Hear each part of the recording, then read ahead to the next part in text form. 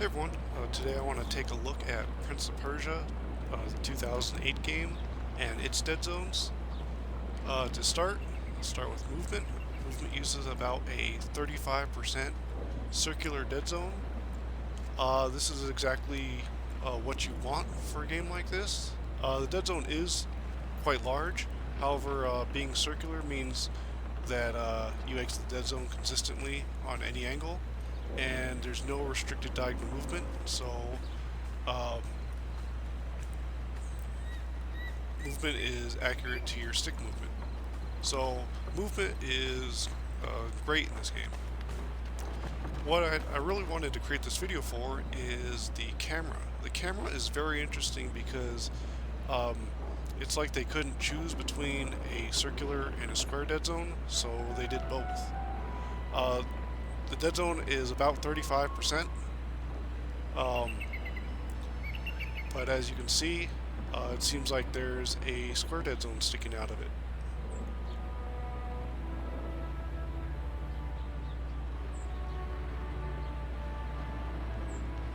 And what's pretty interesting is the square dead zone is smaller, but it does function like a square dead zone normally does by restricting diagonal movement around the axes.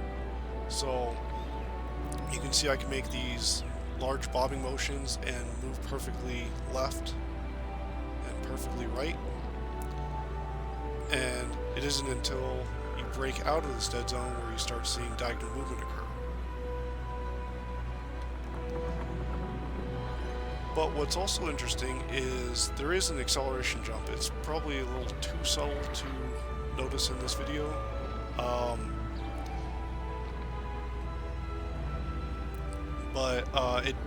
The threshold for this is circular.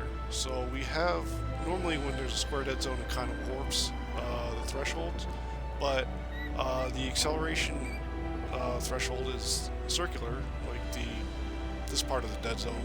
But we also get the square dead zone elements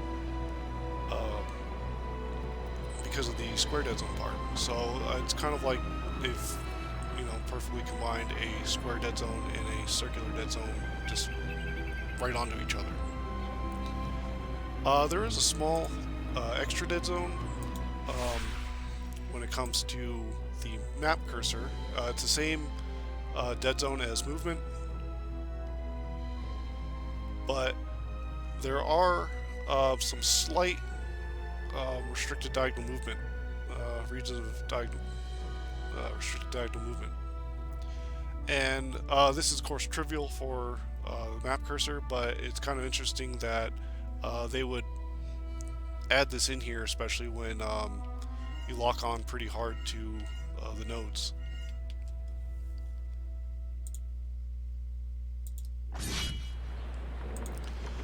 Now, as weird as the camera is, of course, in these kinds of games, it's really not a huge issue.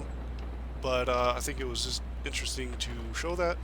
And otherwise, this game controls pretty fine. The dead zones are large, but that doesn't really kill enjoyment, and you're not really making any subtle movements for the most part anyway. But thanks for watching, and everyone, have a good rest of your day.